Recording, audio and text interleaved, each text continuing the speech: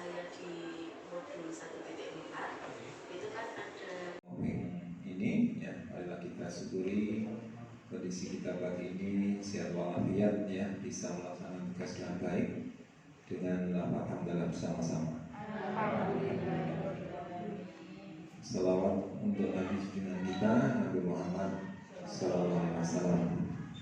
Bapak Ibu Guru yang saya hormati, hari ini rekan kita Ibu Indah akan melaksanakan diseminasi budaya disiplin positif di SMP Negeri 15 Purworejo. Bapak Ibu, budaya positif nanti akan diuraikan panjang lebar oleh beliau, tapi sebelumnya saya akan memberikan sedikit gambaran tentang budaya positif. Yang jelas itu kita sebagai ASN diharapkan untuk tertib, Bapak Ibu, tertib dalam segala hal ya, kemudian disiplin ya, kemudian aturan-aturan yang ada kita taati ya, kemudian yang lainnya seperti taat beribadah ya. Kita yakin kerja kita ini nilainya ibadah. Kalau kita niati mencari rezeki untuk memberi penghidupan pada keluarga kita, meskipun ibu-ibu, meskipun perempuan, karena zamannya memang sudah pemahamannya seperti ini. Kalau dulu memang laki-laki yang tanggung jawab ya, sekarang sudah penyetaraan gender, jadi semuanya mempunyai tanggung jawab. Dan inilah emansipasi ya, emansipasi wanita sampai sekarang terus berkembang sehingga kedudukannya sangat tinggi, meskipun dalam hal tertentu memang tidak bisa dilaksanakan oleh perempuan ya, tapi tanggung jawabnya bisa setara. Bapak Ibu, marilah kita budayakan ya budaya positif ini ya, agar kita benar-benar bekerja bisa optimal ya, terutama program-program sekolah yang sudah kita canangkan, kita launching, mohon didukung nanti Bapak Ibu, seperti kemarin ya, sekedar contoh misalnya ada program CBT ya, karena beberapa Bapak Ibu mungkin tidak bisa ikut ya, yang tidak bisa ikut ya silahkan tanya kepada yang ikut, kemudian bisa mengikuti dari tanya-tanya tadi, kemudian harus bagaimana, jangan lantas istilahnya tidak tanya semacam seperti itu, karena memang banyak yang harus Bapak Ibu kerjakan ya, ada yang harus melatih upacara, ada yang itu memang kadang-kadang kendala seperti itu. Tapi kalau kita niatannya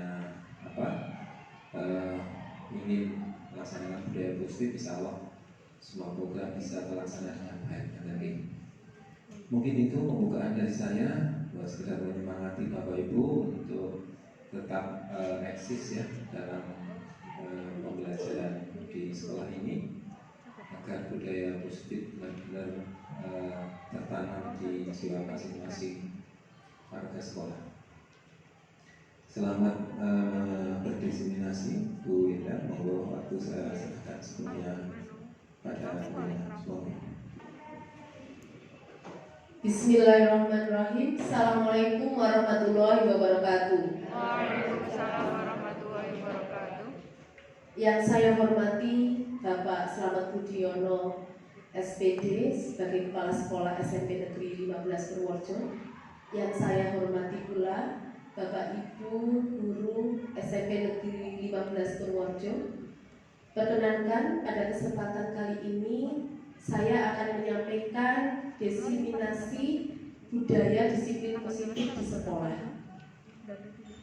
Sebelumnya marilah kita panjatkan puji syukur kehadirat Allah Subhanahu wa taala yang alhamdulillah pada kesempatan kali ini kita bisa berkumpul di ruang Movin ini dalam keadaan sehat walafiat.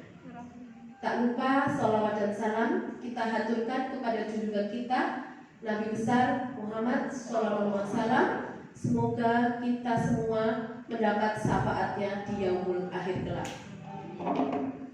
Ibu-ibu, bapak guru SMP Negeri 15 Purworejo, Pertama, saya ucapkan terima kasih atas kehadiran Bapak Ibu yang berkenan untuk menghadiri diseminasi atau sosialisasi budaya positif sebagaimana yang harus dilakukan oleh calon guru penggerak. Ini merupakan tugas modul 1.4 yang memang harus disampaikan kepada teman sejawat. Kemudian untuk selanjutnya,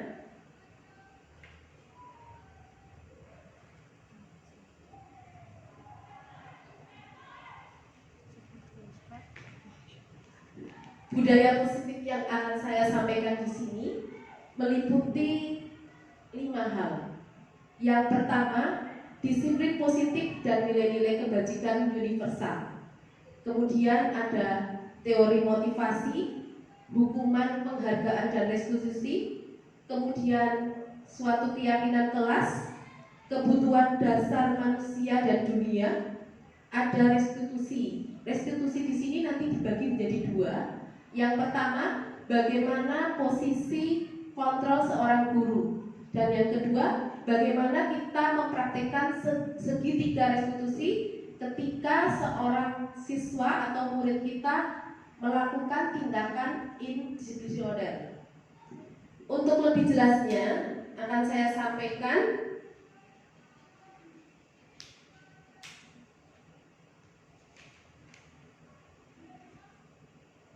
budaya positif. Budaya positif di sekolah sangatlah penting, yang mana dapat mengembangkan anak-anak untuk menuju suatu karakter yang kuat. Sebagaimana di dalam kurikulum baru ini, bahwa karakter anak-anak kita harus sesuai dengan profil pelajar Pancasila. Pentingnya membangun budaya positif di sekolah sesuai dengan filosofi KHD Ki Hajar Dewantara, yaitu pendidikan yang berpihak pada murid untuk membantu Bapak Ibu guru mencapai visi dan misi yang ingin dicapai. Intinya bahwa pendidikan sekarang di dalam kurikulum Merdeka bukan berinti pada kurikulum, tetapi berpusat pada murid. Jadi tujuannya pertama murid, kedua juga murid, ketiga juga murid. Kemudian budaya positif yang ketiga, bahwa peran seorang pemimpin dalam suatu institusi dalam menggerakkan dan memotivasi warga sekolah agar memiliki, meyakini, menerapkan visi dan nilai-nilai kebajikan yang disepakati sehingga tercipta budaya positif yang berpihak pada murid. Dan yang keempat, dalam membangun budaya positif, kita harus meninjau bagaimana strategi menumbuhkan lingkungan positif dan melakukan refleksi atas penerapan disiplin yang sudah dilakukan di lingkungan sekolah.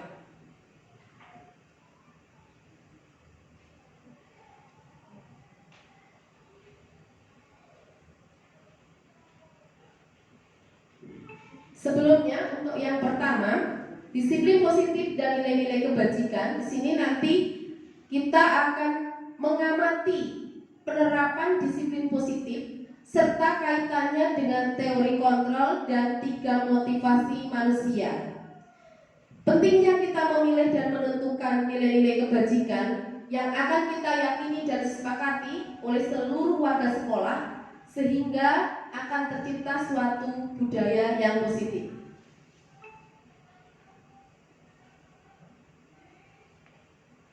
Coba Bapak Ibu guru, sekarang kita akan praktek sebentar ya. Nanti berpasangan sama rekan sebangku.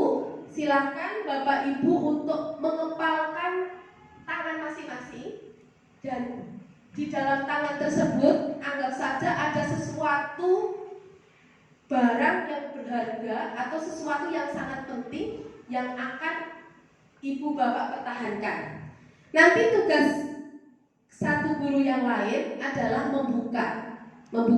Jadi berpasangan, yang satu mengepalkan tangan untuk mempertahankan sesuatu yang sangat penting, sedangkan yang satu nanti untuk berusaha membuka. Coba silakan Bapak Ibu guru, hanya sebentar saja ya, nyuwun sewu.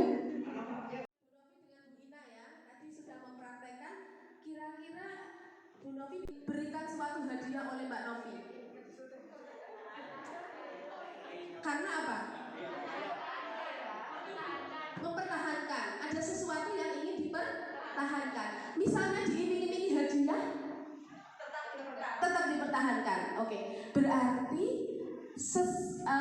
ketika kita ingin mempertahankan sesuatu, siapa yang mengontrol? Orang lain? Apakah karena ada hadiah atau ada iming-iming, ataukah ada ancaman, atau yang bisa mengontrol diri sendiri? Nah, begitulah dengan disiplin positif di sini, yang bisa mengontrol adalah diri sendiri, bukan orang lain. Ketika kita ingin mendisiplinkan seorang murid, yang mengontrol bukan Bapak Ibu guru, tetapi yang bisa mengontrol adalah murid itu sendiri. Terima kasih ya. Kemudian kita refleksi ya, ini tadi kepalan tangan bahwa yang bisa mengontrol adalah diri sendiri. Kemudian kita berlanjut kepada miskonsepsi tentang kontrol. Miskonsepsi itu apa? Kesalahan ya, kesalahan yang kemudian dijadikan menjadi sesuatu yang benar ya, menjadi suatu kebiasaan. Ini dari seorang psikiater dan pendidik Dr. William Glasser dalam kontrol teori yang kemudian berkembang menjadi dinamakan dengan choice teori, meluruskan beberapa miskonsepsi tentang makna kontrol. Yang pertama, ilusi guru mengontrol. Kemudian ada ilusi bahwa semua penguatan positif itu efektif dan bermanfaat. Ada juga yang ketiga, ilusi bahwa kritik akan membuat orang merasa bersalah dan dapat menguatkan karakter. Dan yang keempat, ilusi bahwa orang dewasa memiliki hak untuk memaksa. Coba Bapak Ibu, kita refleksi, apakah kita masih melakukan seperti itu? Masih kita lakukan? Ya, mungkin ada yang masih memaksa. Saya sendiri juga masih melakukan di antara 4 tersebut. Ini akan saya uraikan. Yang pertama, ketika guru mengontrol murid. Kita tahu bahwa biasanya ketika kita membuat sebuah peraturan, itu kita tidak melibatkan murid, hanya dari pihak guru. Pada dasarnya kita tidak dapat memaksa murid untuk berbuat sesuatu jika murid tersebut memilih untuk tidak melakukannya. Walaupun tampaknya sedang mengontrol perilaku murid, hal demikian terjadi karena murid sedang mengizinkan dirinya dikontrol. Misalnya ada seorang murid yang dia mengikuti kehendak guru, hanya apa? Karena murid itu mengizinkan. Saat itu bentuk kontrol guru menjadi kebutuhan dasar yang dipilih oleh murid. Teori kontrol menyatakan bahwa perilaku memiliki tujuan, bahkan terhadap perilaku yang tidak disukai. Kemudian yang kedua, ilusi bahwa semua penguatan positif efektif dan bermanfaat. Penguatan positif itu adalah suatu bujukan. Segala usaha untuk mempengaruhi murid agar mengulangi suatu perilaku tertentu adalah suatu usaha untuk mengontrol murid. Apakah ini efektif dan bermanfaat? Misalnya ketika ada seorang murid melakukan sesuatu karena diberi hadiah. Ketika dia tidak diberi hadiah, apakah murid tersebut akan tetap melakukan? Tidak. Berarti bahwa pemberian hadiah atau penguatan positif itu merupakan sesuatu yang tidak efektif, hanya berlaku secara sementara.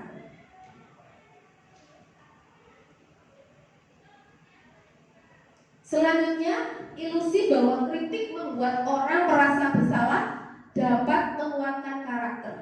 Selama ini, ketika kita menggunakan kritik atau rasa bersalah untuk mengontrol murid menuju pada identitas gagal, artinya tidak akan membentuk karakter seorang murid menjadi lebih kuat.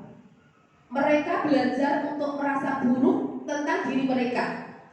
Mereka mengembangkan dialog diri yang negatif. Kadangkala sulit bagi guru untuk mengidentifikasi bahwa mereka sedang melakukan perilaku karena seringkali guru cukup menggunakan suara halus untuk menyampaikan pesan negatif seperti menyindir, tapi nanti akan terasa sekali di hati seorang murid dan akan menjadikan suatu sakit hati, ya. Kemudian ilusi bahwa orang dewasa memiliki hak untuk memaksa. Nah, ini yang sering dilakukan oleh orang dewasa, bahwa mereka merasa memiliki hak untuk mengatur ataupun untuk memaksa seorang murid melakukan sesuatu.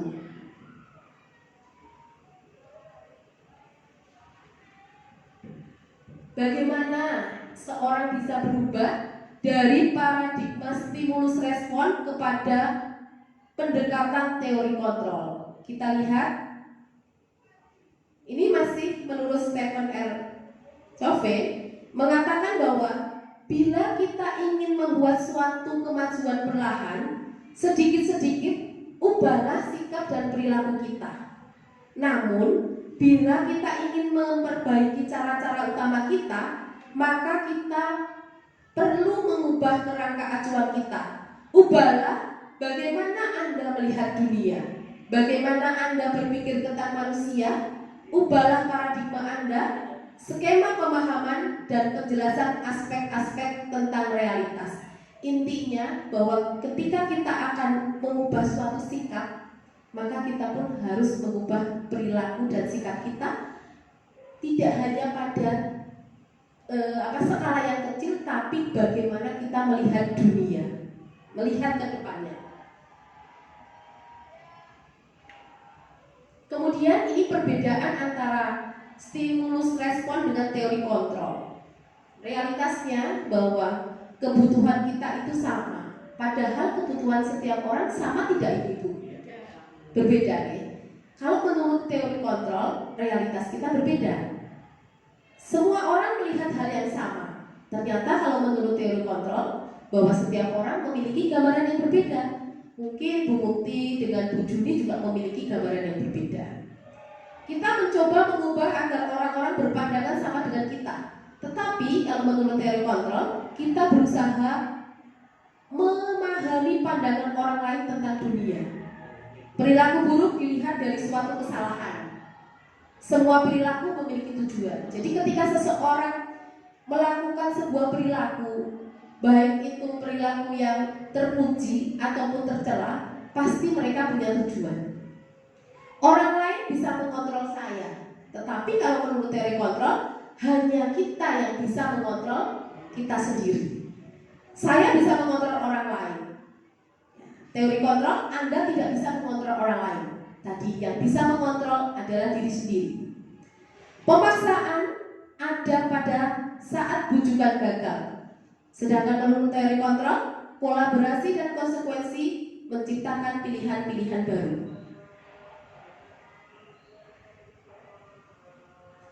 Ini yang akan kita pelajari di dalam disiplin positif, ya.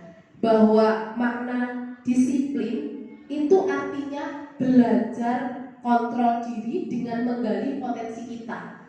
Jadi bukan suatu kepatuhan, tetapi bagaimana kita belajar untuk mengontrol diri kita dengan menggali potensi-potensi yang ada pada diri kita supaya bisa mencapai tujuan yang mulia, yaitu sesuatu yang menjadi seseorang inginkan berdasarkan nilai-nilai yang kita hargai. Dan di dalam sekolah, nilai-nilai yang kita inginkan adalah suatu nilai-nilai kebajikan, yaitu profil pelajar Pancasila. Semua perilaku memiliki tujuan, bahwa di dalam teori motivasi, ketika seseorang melakukan sesuatu pasti punya tujuan, yaitu ada 3 hal. Misalnya motivasi intrinsik, ya, ada motivasi intrinsik, motivasi yang ada dari dalam diri kita. Sedangkan motivasi ekstrinsik adalah motivasi yang diperoleh dari luar, misalnya karena pengaruh orang lain, karena hadiah, bujukan atau paksaan. Kemudian bagaimana untuk menghargai diri sendiri? Untuk menghargai diri sendiri, kita harus percaya pada suatu nilai-nilai kebajikan universal yang akan kita capai. Ya, bagaimana untuk membentuk suatu nilai-nilai kebajikan universal bisa kita lakukan ketika kita di sekolah dengan membuat suatu keyakinan kelas. Bukan peraturan kelas, tetapi keyakinan kelas. Nanti akan kita lihat. Kemudian ada 5 posisi kontrol. Nanti akan dijabarkan satu persatu. Di sini 5 posisi kontrol yang harus yang ada pada seorang guru. Nanti kita ada di posisi mana, kita bisa melihat. Kemudian ada 5 kebutuhan manusia. Selanjutnya akan diperjelas satu persatu. Makna disiplin di sini terbayang pada diri kita apa, Bu? Kalau kita sudah berbicara tentang disiplin, biasanya apa yang terbayang di dalam diri kita? Taat, ya? Suatu ketaatan. Apakah seperti itu? Mari kita lihat bersama-sama. Disiplin itu artinya belajar, ya. Belajar membuat orang menggali potensinya menuju suatu tujuan. Sesuatu yang dilakukan seorang pada orang lain untuk mendapatkan kepatuhan umumnya menghubungkan kata disiplin dengan ketidaknyamanan. Selama ini disiplin itu kepatuhan dan ketidaknyamanan. Tetapi kita harus bisa mengubah bahwa disiplin itu adalah suatu kontrol diri untuk melakukan sesuatu sesuai dengan potensi yang kita miliki untuk menuju ke nilai-nilai kebajikan yang merupakan tujuan mulia. Menurut Ki Hajar Dewantara, untuk menciptakan murid yang merdeka, syarat utamanya harus memiliki disiplin yang kuat. Disiplin pada diri sendiri, yaitu memiliki motivasi intrinsik. Jadi, ketika kita ingin mengajak murid-murid kita untuk disiplin, bukan hanya sekedar karena motivasi ekstrinsik, misalnya karena adanya hukuman atau adanya paksaan atau adanya hadiah, tetapi motivasi itu datang dari diri sendiri, sehingga seorang murid memiliki kesadaran. Jika kita tidak mempunyai itu, maka perlu ada orang lain yang mendisiplinkan kita. Nah, inilah yang disebut dengan motivasi eksternal.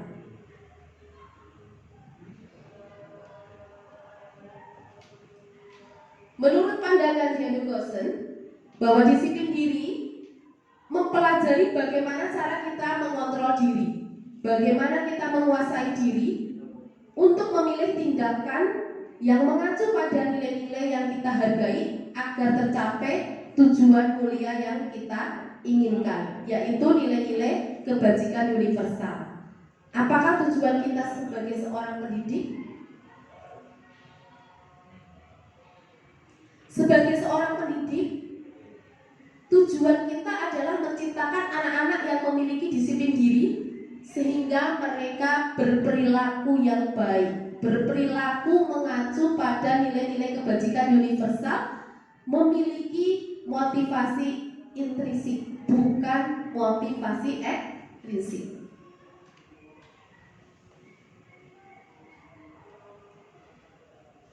Nilai-nilai kebajikan universal ini sangat penting sekali karena merupakan suatu payung yang menaungi sikap dan perilaku kita, dan nilai-nilai ini merupakan suatu fondasi dari kita berperilaku.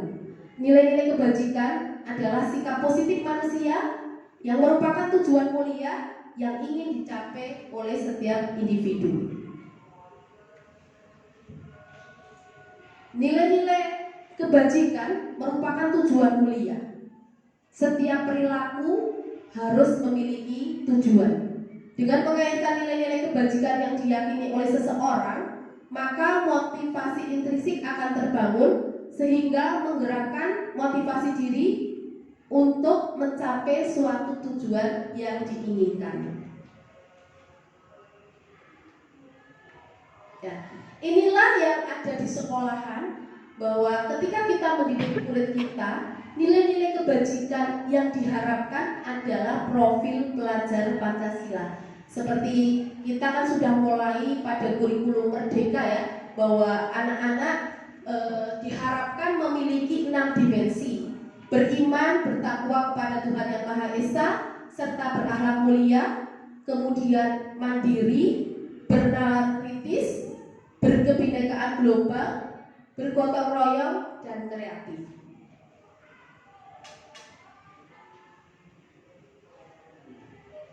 Adapun nilai-nilai universal yang lain seperti 9 pilar karakter ini cukup Bapak Ibu lihat, besok akan saya share untuk PowerPoint-nya ya.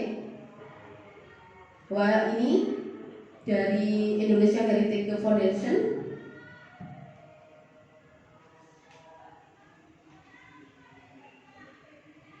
Ada juga dari Essential Virtual.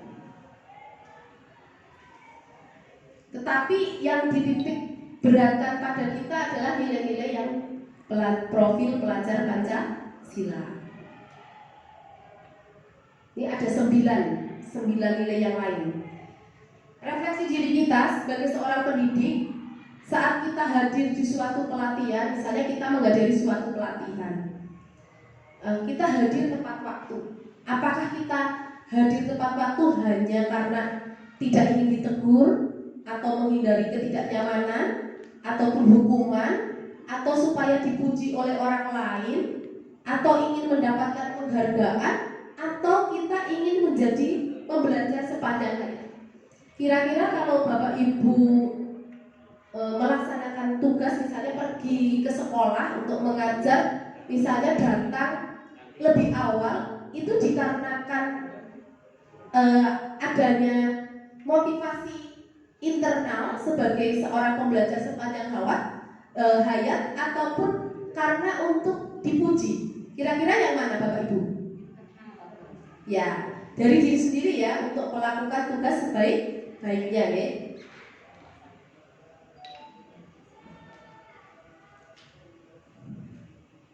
Diharapkan kita menjadi orang yang berusaha bertanggung jawab untuk menghargai diri sendiri.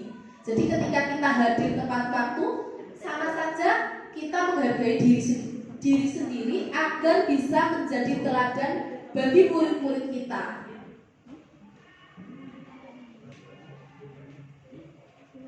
Bila di sekolah kita tidak ada peraturan yang memberikan surat teguran bagi karyawan yang sering datang terlambat, tidak ada atasan yang memberikan penghargaan kepada karyawan yang terbaik karena sering tepat waktu, apakah Anda tetap datang tepat waktu? Kira-kira gimana ini? Kalau misalnya tidak ada penghargaan, tidak ada teguran, apakah kita tetap datang tepat waktu? Tetap, ya. Oke. Kalau tetap, berarti disinilah itu yang sudah tercermin dari disiplin positif.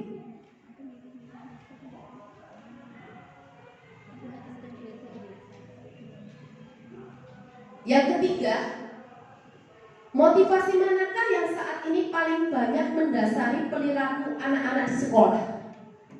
Motivasi apa kira-kira anak-anak melakukan sesuatu biasanya? Masih ada motivasi hadiah ya, atau pujian ya? Strategi apa yang selama ini kita terapkan untuk menanamkan disiplin positif pada anak-anak kita? Bagaimana hasilnya pada perilaku murid-murid kita? Nanti kita akan melihat. Nilai-nilai kebajikan apa yang Anda rasakan penting saat ditanamkan oleh murid-murid Anda di kelas? Sehingga kita ketika mengajar, kita harus tahu nilai-nilai kebajikan apa sih yang didapatkan oleh murid-murid kita.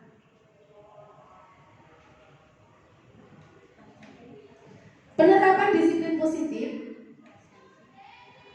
harus dilakukan oleh setiap warga sekolah dan pemangku kepentingan.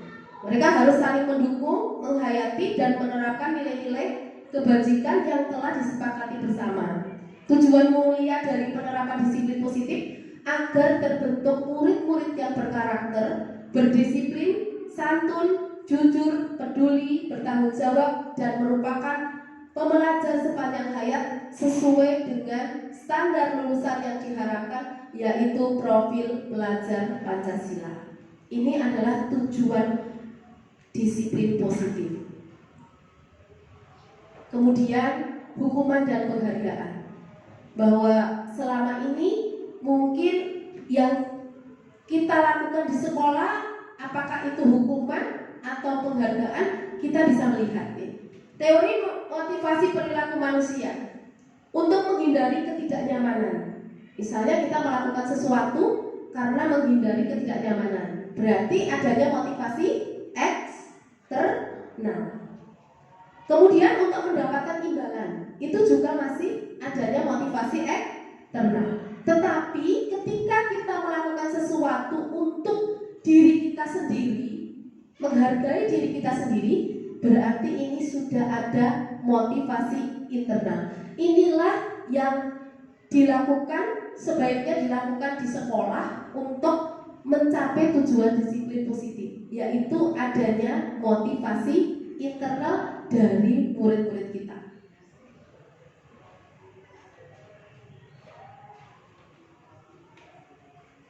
Mari kita lihat diri kita sendiri.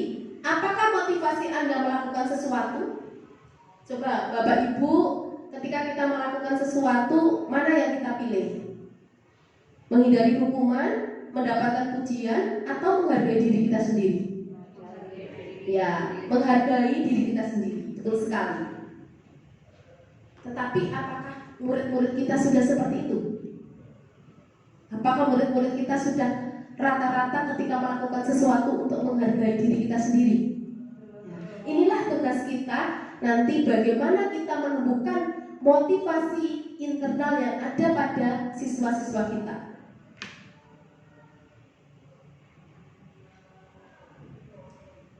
Menurut KHD, merdeka itu artinya tidak terlepas dari pemerintah, akan tetapi cukup buat pemerintah diri sendiri. Jadi kita bisa mengendalikan diri sendiri. Dihukum oleh penghargaan. Penghargaan berlaku sama dengan hukuman. Arti meminta atau membujuk seseorang melakukan sesuatu untuk memenuhi suatu tujuan tertentu dari orang yang meminta atau membujuk. Dorongannya eksternal, ada faktor ketergantungan, ada dampak dari pemberian penghargaan. Ternyata ketika kita memberikan penghargaan, itu hanya berlaku sementara, ya, dan ini tidak efektif. Penghargaan juga dapat menurunkan kualitas. Penghargaan akan merusak hubungan. Ketika tidak diberi penghargaan, ketika kita tidak diberi hadiah, maka kita tidak akan melakukan suatu disiplin positif atau tidak melakukan sesuatu kebaikan.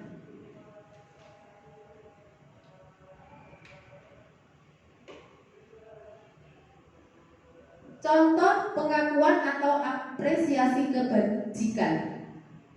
Misalnya, ketika ada seorang murid baru di sekolah kita, kemudian kemarin saya perhatikan nilai-nilai kebajikan apa yang diperoleh, yaitu rasa empati yang besar sekali. Atau pada saat ada seorang murid membantu teman-teman satu kelompok, berarti nilai kebajikan yang diterapkan adalah kepedulian. Sedangkan pada saat memungut kertas-kertas yang berserakan di lantai, berarti ada nilai kebajikan rasa tanggung jawab ketika kita mengucapkan kalimat terima kasih.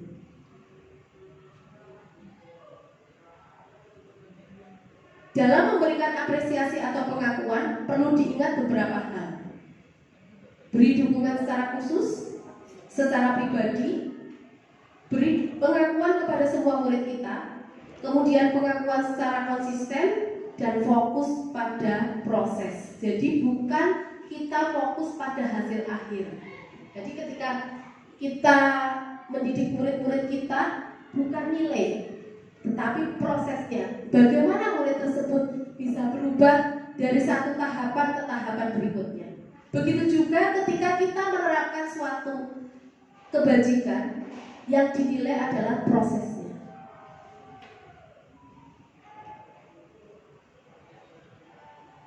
Coba Bapak Ibu, kalau ini hukuman atau konsekuensi. Ketika mencatat 100 kali di buku, saya tidak akan terlambat lagi karena terlambat sekolah. Kira-kira hukuman atau konsekuensi? Hukuman ya? Lari mengelilingi lapangan basket 2 kali. Hukuman atau konsekuensi? Hukuman. Diminta push up 15 kali. Hukuman. Menggantikan kertas tugas temannya yang telah dicoret-coret. Konsekuensi, tepat sekali. Membersihkan tumpahan air di meja karena tersenggol pada saat belajar. Konsekuensi. Murid disuruh untuk tidak mengenakan sepatu seharian karena tidak menggunakan sepatu hitam. Hukuman atau konsekuensi? Hukuman. Lari mengelilingi lapangan. Hukuman. Nah, bedanya apa sih hukuman dengan konsekuensi? Kita lihat ini ya tadi jawabannya ya. Oh, terakhir konsekuensi. Pelajaran itu ya. Perbedaannya seperti ini. Hukuman itu menyakitkan dan ini membuat sakit secara fisik maupun hati dan jangka waktunya lama, membekas. Sakitnya tuh di sini. Kemudian anak itu akan membenci ketika dihukum, anak akan membenci kedisiplinan dan kesannya memaksa, mendorong anak untuk menyakiti diri sendiri, konsep diri yang akan membentuk suatu konsep diri yang buruk. Anak belajar untuk menyembunyikan kesalahan, takut nanti kalau dihukum aku tak umpetan atau misalnya tidak jujur. Marah, rasa bersalah, dipermalukan, merasa tidak dihargai. Tetapi konsekuensi ini membuat sesuatu harus terjadi, membuat anak merasa tidak nyaman dalam jangka waktu yang pendek. Jadi tidak lama, mungkin hanya saat itu. Ketika tadi anak menumpahkan air kemudian disuruh mengepel, ya hanya saat dia mengepel, rasa tidak nyamannya. Setelah itu hilang. Anak menghargai disiplin, mendorong anak untuk menyesuaikan diri. Oh, berarti aku jangan melakukan kesalahan, nanti ada konsekuensinya. Konsep diri yang baik. Anak belajar untuk mematuhi peraturan. Kehilangan hak dibuat menjadi tidak nyaman dan diasingkan untuk sementara waktu. Ini berlaku untuk sementara waktu. Nanti ada hal yang lebih baik.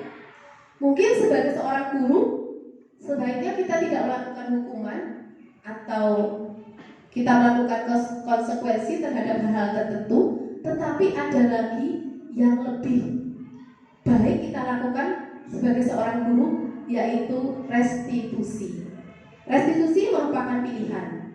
Yang mana restitusi di sini akan menguatkan murid untuk jangka panjang, bukan korban. Kalau restitusi itu bukan korban, tetapi nanti murid akan menjadi lebih baik.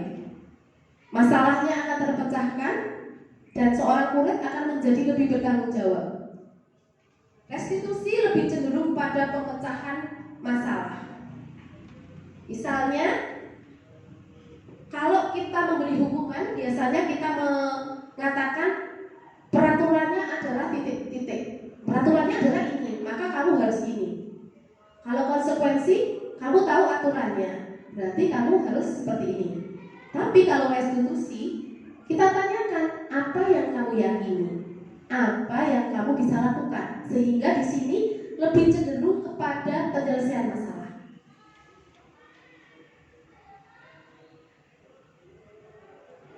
Ya. Ini negatif, netral atau positifnya untuk ketiga hal tersebut. Bahwa ketika kita melakukan hukuman, nanti akan membentuk konsep diri yang buruk. Sedangkan konsekuensi, konsep diri baik, hanya baik saja. Tetapi kalau restitusi membuat konsep diri seorang murid itu menjadi lebih kuat.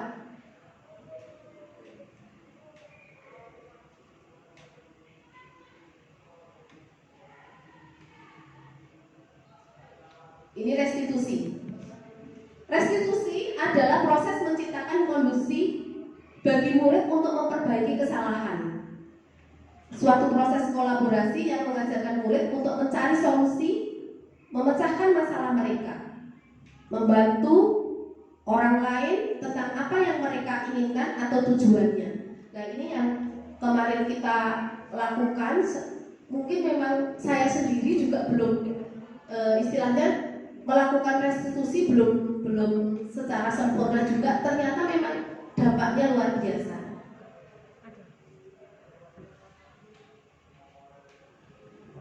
Sembilan ciri restitusi bukan untuk menebus suatu kesalahan, namun untuk belajar dari kesalahan, memperbaiki hubungan, tawaran bukan paksaan, menuntun ini seperti filosofi Ki Hajar Dewantara bahwa seorang pendidik harus menuntun murid-muridnya sesuai dengan kodrat alam dan kodrat zaman.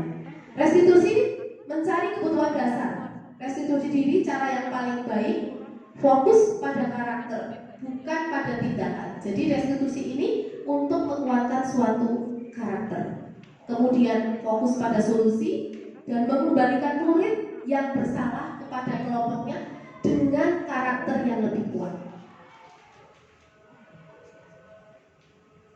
Nah, bagaimana caranya kita membuat suatu budaya positif di dalam sekolah kita atau kita mulai dari kelas kita, yaitu kita dengan membuat suatu keyakinan kelas. Mungkin selama ini kita sudah membuat sebuah peraturan kelas, tetapi kita belum melaksanakan suatu keyakinan kelas. Mengapa harus keyakinan kelas?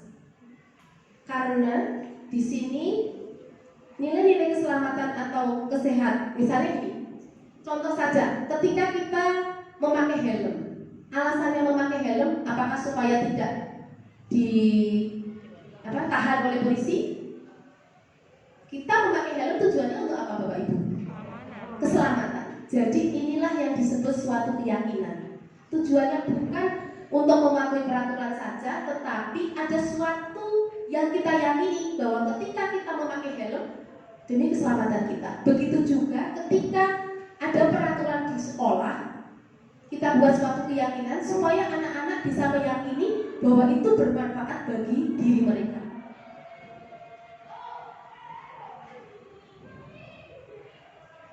Kita mulai dari yang paling kecil, dari peraturan kelas kan setiap kelas ada peraturan. Mungkin kita sebagai guru mapel juga bisa membuat peraturan, misalnya peraturan kelas IPA, peraturan kelas bahasa dan sebagainya.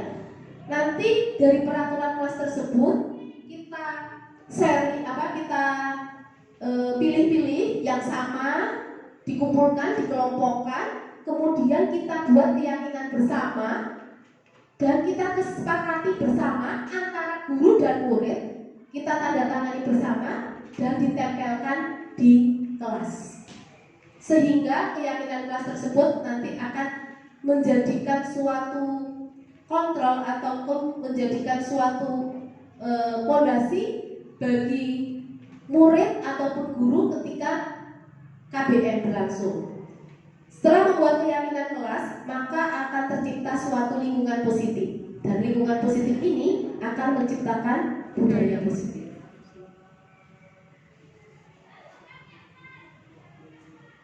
Misalnya ini ya.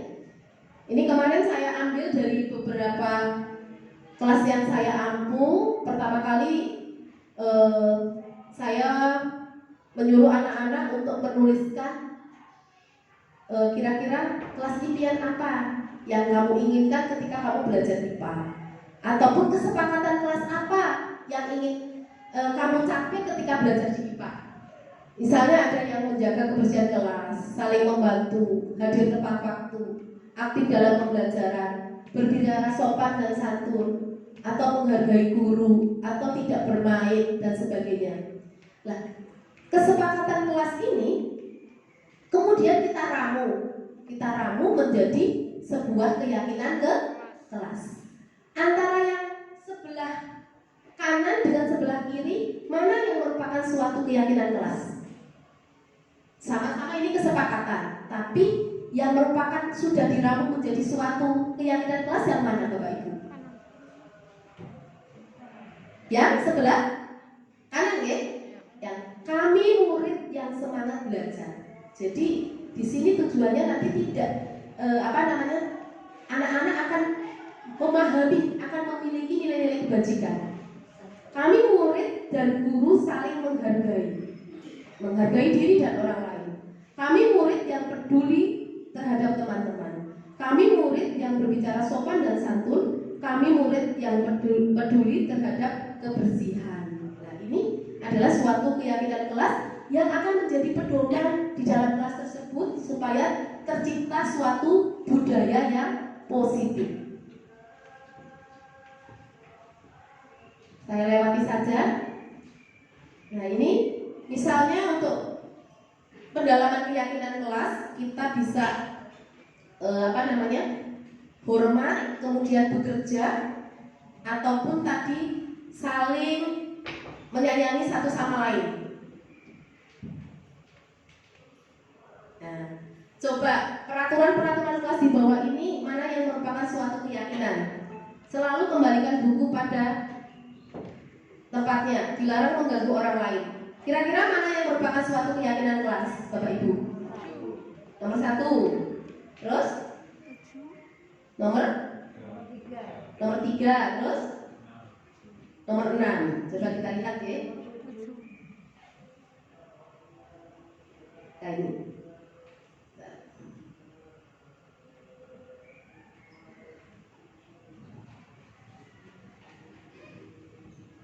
Nah, ternyata ini suatu keyakinan kelas yang akan kita bangun, nilai-nilai kebajikan yang akan kita bangun. Ketika kita mengembalikan buku ke tempatnya berarti rasa tanggung jawab. Dilarang mengganggu orang lain, berarti menghargai orang lain. Hadir tepat waktu, berarti berkomitmen. Dilarang melakukan kekerasan, keselamatan. Dilarang menggunakan narkoba. Kesehatan, menggunakan masker juga kesehatan. Menunggu giliran, menghormati orang lain atau bersabar, jangan berlari di kelas atau koridor. Suatu keyakinan kelas sebaiknya menggunakan kalimat positif, tidak boleh dilarang, ya. Kalau dilarang itu berarti menggunakan kata-kata yang negatif, sehingga kita ganti dengan kata-kata yang positif.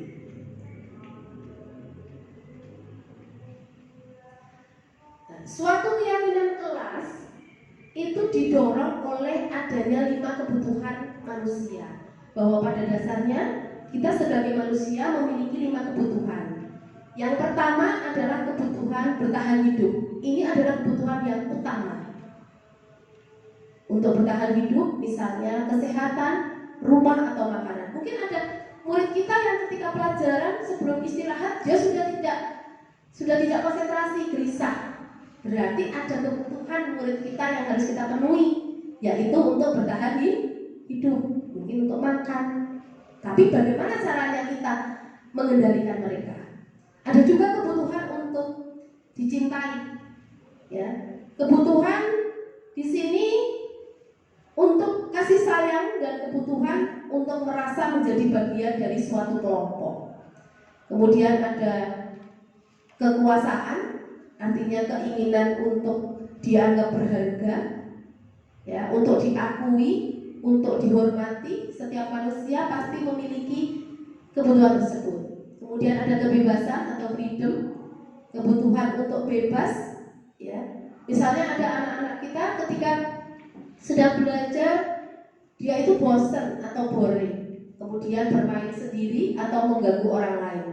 Berarti dia butuh kebebasan. Ada juga kesenangan. Mungkin ada anak-anak yang ketika belajar dia main HP sendiri, main game dan sebagainya, karena dia ingin memenuhi kebutuhan kesenangan.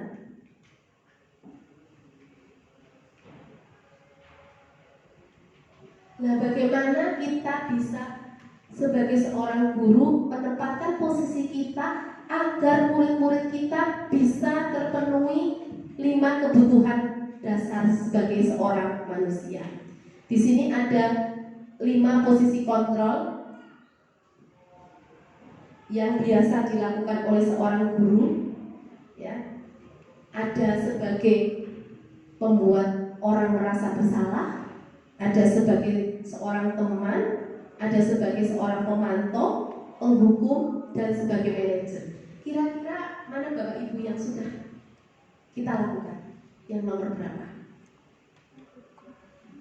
Atau kita lihat satu persatu?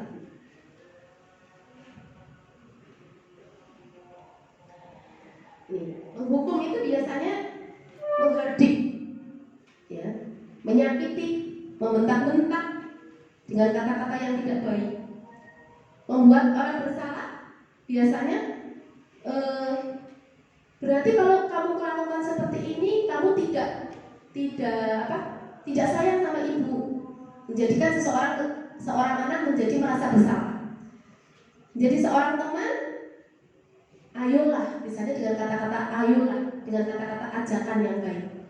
Sebagai seorang pemantau, biasanya kita kembali ke peraturan. Oh, peraturannya semacam ini. Sedangkan sebagai seorang manajer, bisa Bapak Ibu lihat, kita akan menanyakan keyakinan kelas yang sudah kita buat seperti ini, sebaiknya apa yang kita lakukan untuk memperbaiki diri.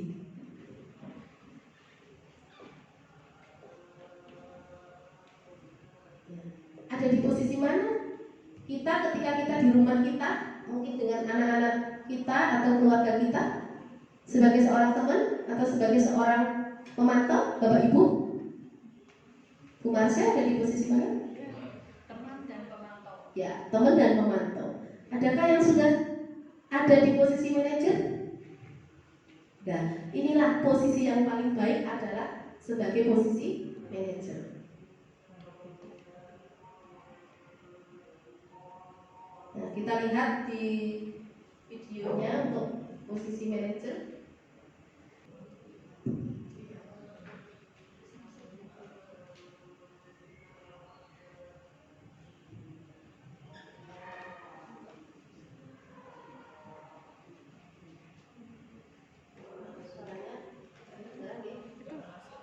Mana? Volumenya. Yang sebelahnya, yang di video. Ini. Ya.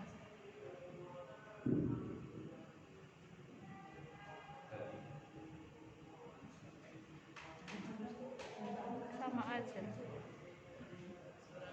Di volume yang bawah Bu Endang, coba yang sebelah. Nah, terus diklik itu atasnya, nah itu diklik. Ya, Pak. Yang bau. Tapi jangan di 100 mulai nang jadi tadi bisa di 100-nya dikurangi sedikit. Terus nanti nggak apa emang. Nah,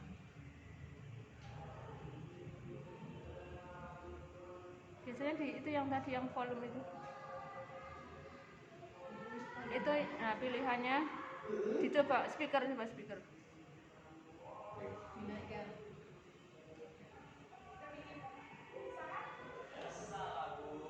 Misalnya ya.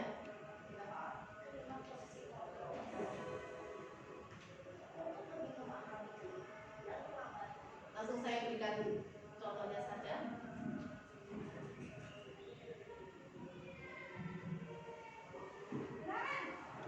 Kedengeran betul Bapak Ibu?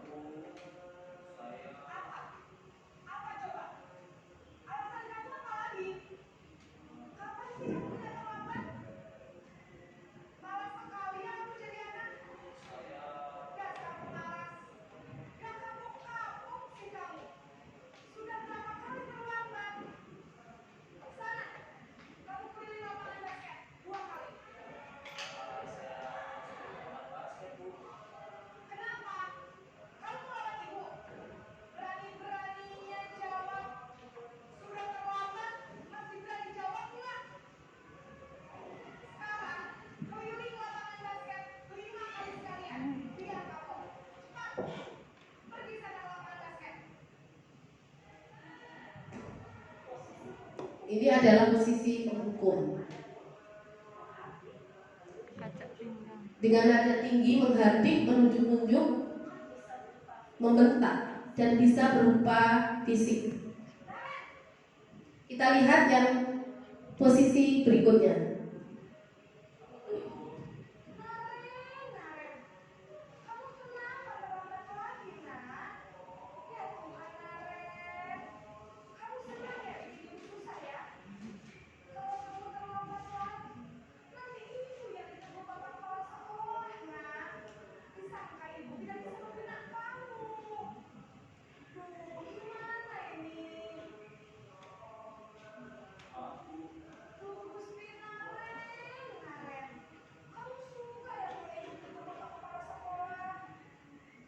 posisi semacam ini ketika Bapak Ibu guru mengatakan dengan kata-kata kamu suka kalau ibu ditegur Bapak Kepala Sekolah, ataupun ketika ibu apa, itu berarti ini adalah posisi sebagai membuat rasa bersalah.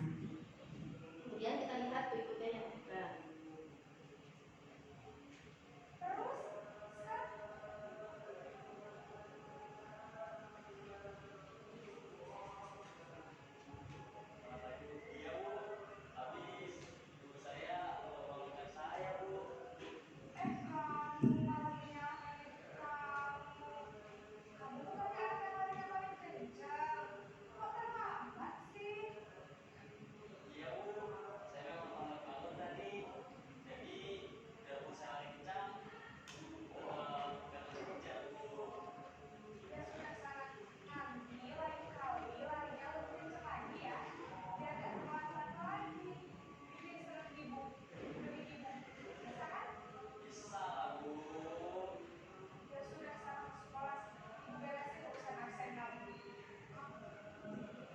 Posisi semacam ini adalah posisi sebagai teman.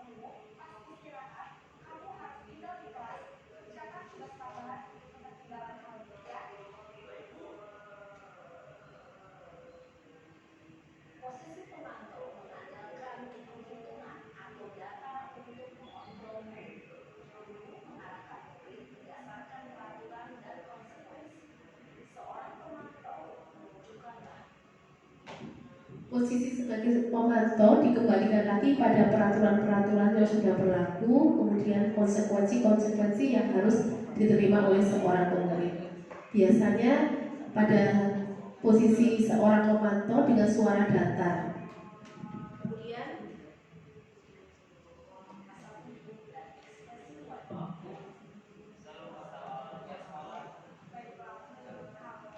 ini yang posisi manajer.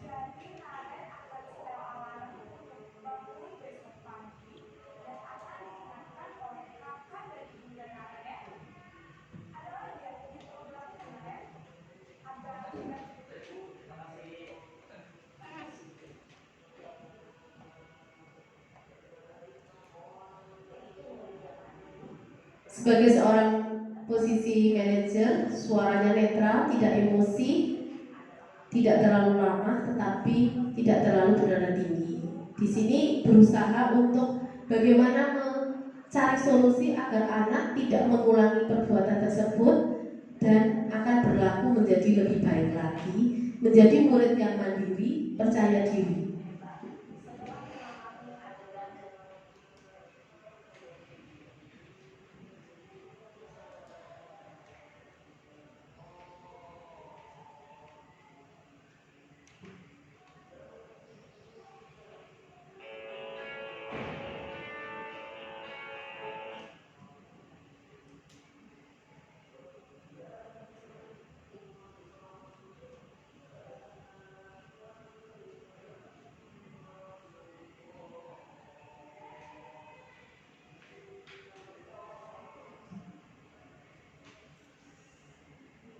Dan yang terakhir adalah segitiga restitusi.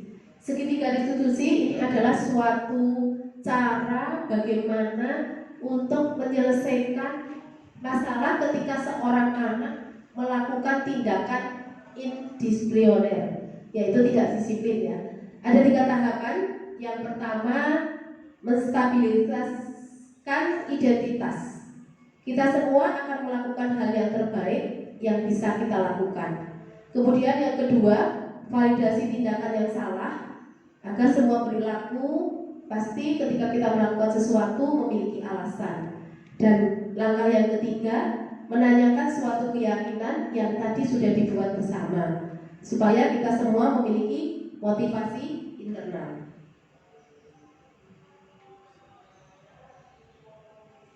Inilah segitiga restitusi.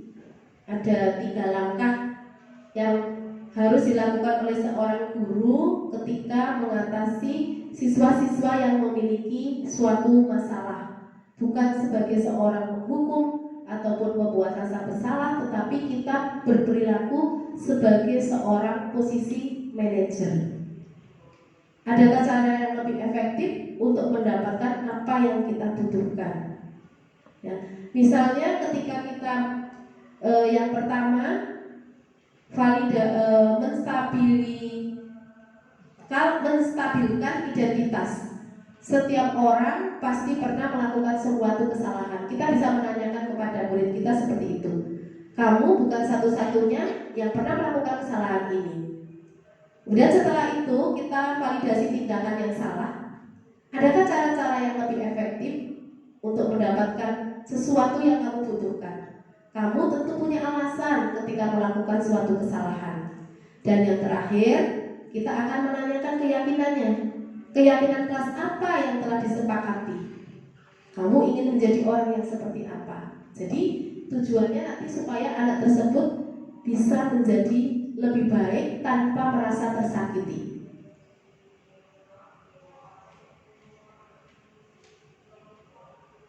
Kalimat-kalimat yang bisa digunakan Bapak Ibu ketika kita ingin menstabilkan identitas, misalnya berbuat salah itu tidak apa-apa. Tidak ada manusia yang sempurna. Saya juga pernah melakukan kesalahan seperti itu. Kita bisa menyelesaikan ini. Bapak Ibu tidak tertarik untuk mencari siapa yang bersalah, tapi bagaimana kita mencari solusi agar permasalahan ini menjadi teratasi. Kamu berhak merasa begitu. Apakah kamu sedang menjadi teman yang baik buat diri kamu sendiri? Ini adalah kalimat-kalimat yang bisa kita katakan kepada murid kita. Kemudian langkah yang kedua, untuk validasi tindakan kita bisa menggunakan kalimat-kalimat seperti ini. Padahal kamu bisa melakukan yang lebih buruk daripada itu. Kamu pasti punya alasan mengapa melakukan hal semacam itu. Kamu patut bangga pada diri sendiri karena kamu tidak melindungi sesuatu yang penting. Kamu boleh mempertahankan sikap itu, tapi kamu harus menambah sikap yang baru. Jadi kita menanyakan kepada murid kita, nanti murid kita akan menjawab, dan bagaimana kita akan mencari solusinya dengan langkah yang ketiga, menanyakan keyakinan. Apa yang kita percaya sebagai keyakinan kelas kita? Nilai-nilai umum apa yang telah kita sepakati? Bayangkan tentang kelas ideal kita. Kamu mau jadi orang yang seperti apa? Ini pertanyaan-pertanyaan untuk menanyakan keyakinan. Untuk berikutnya bisa kita lihat video langkah-langkah segitiga restitusi.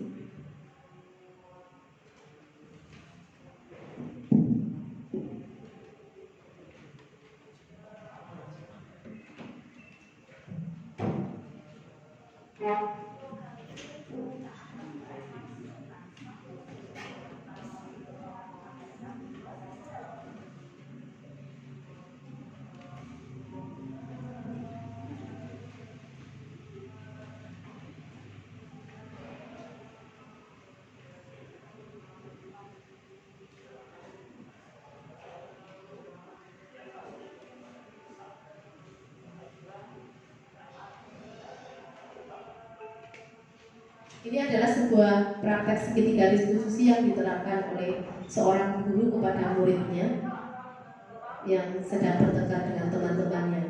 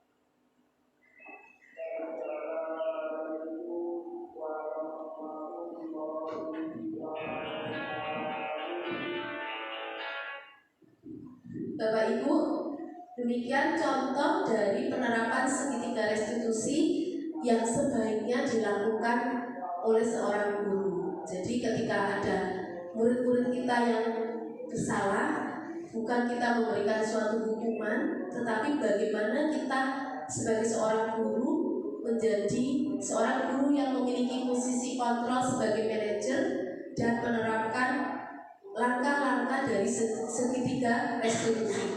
Alangkah indahnya ketika murid-murid kita bisa menjadi seorang yang lebih baik, menjadi karakter yang lebih baik.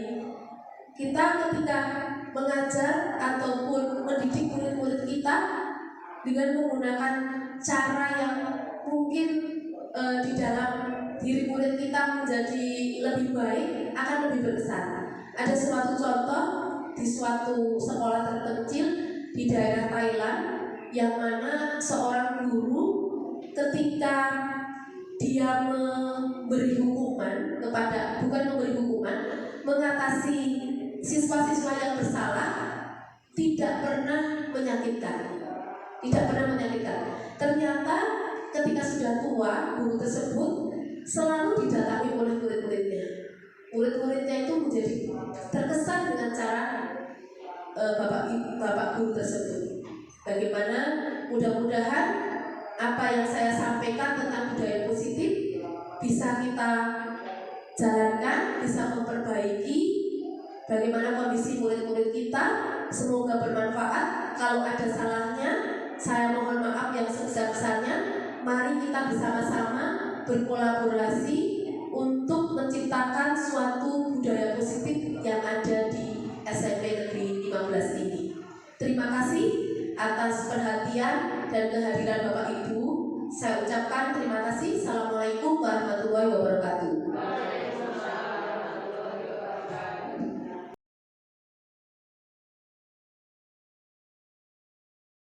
Assalamualaikum warahmatullahi wabarakatuh. Waalaikumsalam warahmatullahi wabarakatuh. Selamat pagi anak-anak. Pagi. Bagaimana kabarnya hari ini? Baik. Alhamdulillah. Baik semuanya ya. Ya. Sebelum kita mulai pembelajaran kita, alangkah baiknya kita membuat suatu kesepakatan kelas. Setuju atau tidak? Setuju. Apa itu sih kesepakatan kelas? Kesepakatan kelas artinya kesepakatan yang dibuat bersama antara siswa dengan murid ketika sebelum pembelajaran. Nah, di sini kita akan membuat kesepakatan kelas IPA.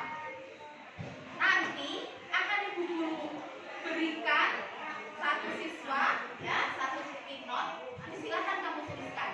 Tujuannya apa sih kita membuat kesepakatan kelas?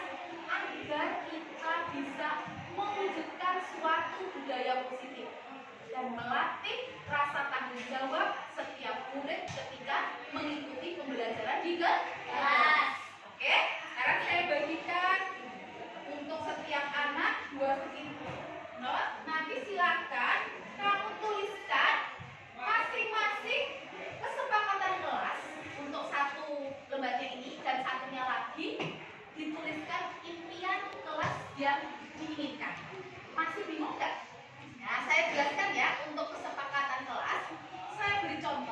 Misalnya hadir tepat waktu ketika pembelajaran. Yang kedua, misalnya tidak mengganggu teman ataupun saling menghormati diri dan orang lain. Tidak menggunakan HP ketika dalam pembelajaran kecuali disuruh oleh Bapak Ibu guru. Sedangkan untuk kelas impian, contohnya misalnya saya menginginkan kelas yang aman, yang nyaman, yang damai, kelas yang bersih, kelas yang kompak, kelas yang rapi, dan sebagainya.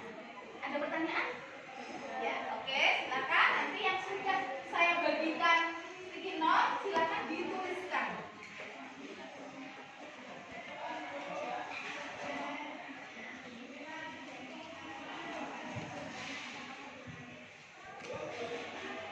Ya, silakan diisi yang sudah mendapatkan sticky note, dituliskan ya.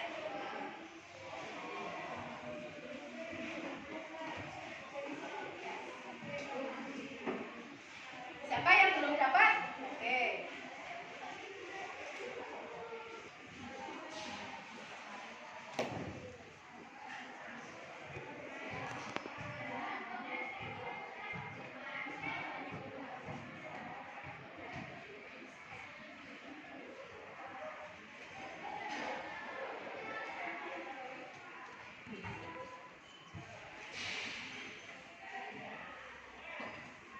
Oke, sudah selesai? Ya, yang sudah silakan boleh menempelkan di tempat yang sudah disediakan. Untuk yang berwarna oranye silakan tempelkan kesepakatan kelas IPA. Sedangkan untuk yang berwarna ungu adalah untuk kelas kimia.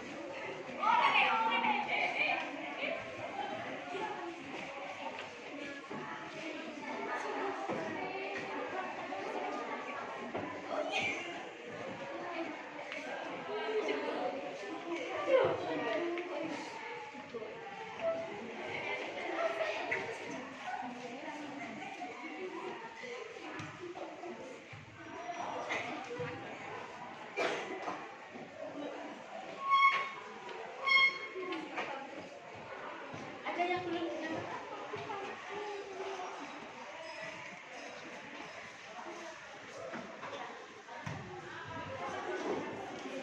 Terima kasih kalian sudah menuliskan kesepakatan kelas yang diinginkan dan impian kelas yang kalian cita-citakan. Silakan untuk Mbak Asera untuk membacakan kesepakatan kelas 17.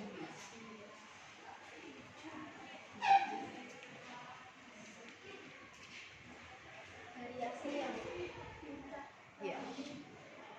kelas yang nyaman menjadi kelas yang rukun, saling menghargai, saling menghormati dan toleransi. Ingin kelas yang penuh dengan solidaritas, kelas yang aman, kelas yang tentram, kelas yang damai, kelas yang rapi. Saya ingin kelas 7B menjadi kelas yang terbaik. Saya ingin kelas yang tertib dan aman dan bersih.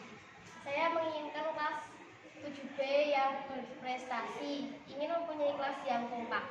Dibacakan kesepakatan kelas oleh Mbak Marceli.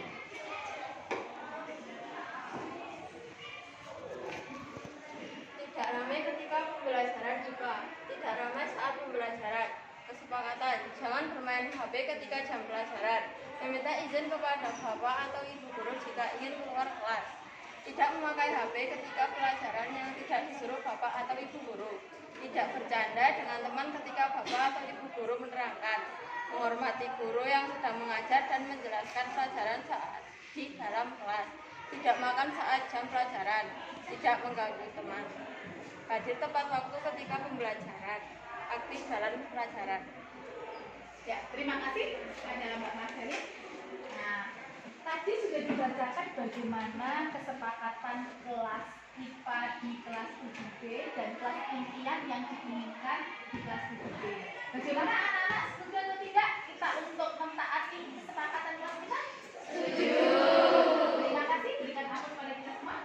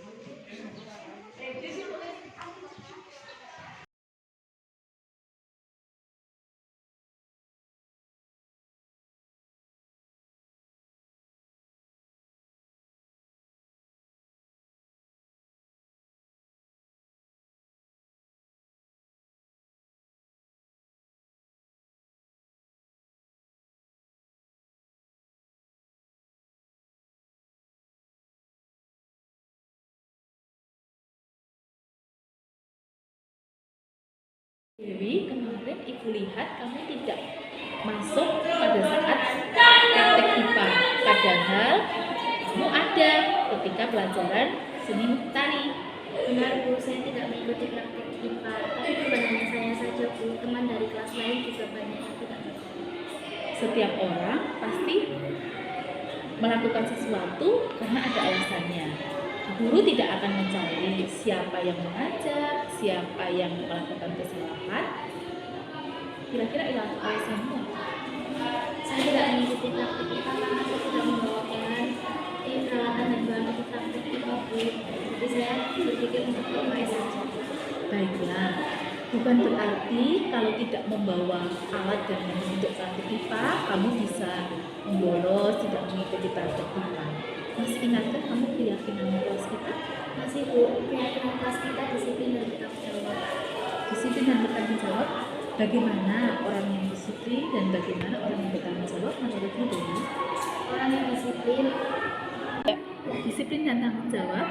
Tahukah kamu bagaimana orang yang disiplin dan bagaimana orang yang bertanggung jawab? Orang yang disiplin melaksanakan.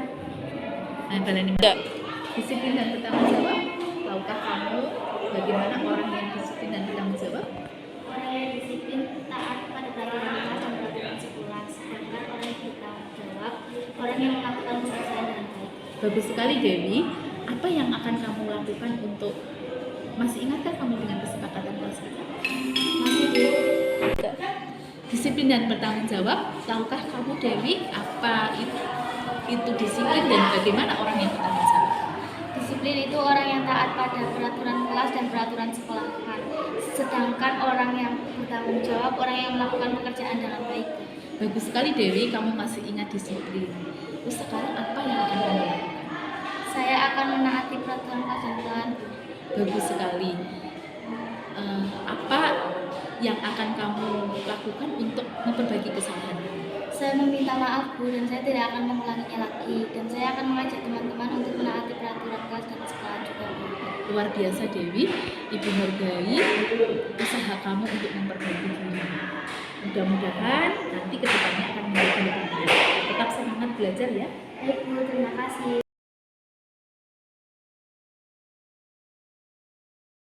Warahmatullahi wabarakatuh. Kemarin pada hari Jumat tanggal 11 November 2022 kami guru-guru SMP Negeri 15 Purworejo sudah mendapatkan diseminasi budaya positif di SMP Negeri 15 yang disampaikan oleh teman kami yaitu Ibu Indang Susilowati SPDSI. Bagi saya pribadi sebagai guru, saya sendiri merasa bermanfaat bagi saya, dan mungkin demikian juga dengan guru-guru yang lain, karena selama ini kami mungkin memberikan hukuman atau konsekuensi, sehingga untuk lain kali dengan adanya diseminasi budaya positif, kita akan melakukan hal yang lebih baik lagi, tidak memberikan hukuman atau konsekuensi, dan kita akan berubah untuk memberikan restitusi kepada murid-murid kita. Demikian yang bisa saya sampaikan. Menurut saya terbentuknya keyakinan kelas sangat bermanfaat bagi kami dan menumbuhkan sikap yang positif, sehingga kelas kami menjadi aman. Dewi, perasaanmu setelah diberikan restitusi pada saat kamu melakukan kesalahan di mata pelajaran IPA? Saya merasa lebih tenang dan tidak takut lagi. Dan jika saya melakukan kesalahan, saya akan menyelesaikan lebih baik lagi.